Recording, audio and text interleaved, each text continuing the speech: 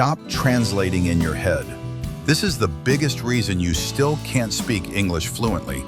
If you translate every sentence, you will always be slow, confused, and afraid to speak. In this video, you will learn how to think in English and speak faster and more naturally. Many English learners understand English very well, but when it's time to speak, they pause, hesitate, and struggle.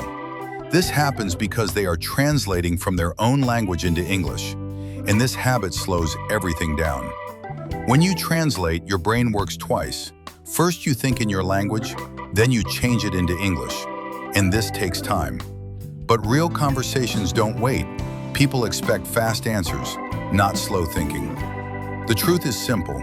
Native speakers don't translate, they think directly in English. Fluency is not about using big words or perfect grammar. It is about thinking and responding quickly using simple English. So how can you do this? Start with simple sentences in your daily life. Don't try to speak perfect English.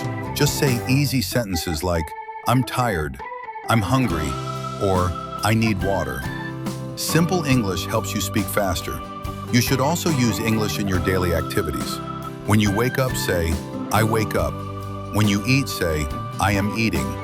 This trains your brain to think in English naturally. Most importantly, stop translating.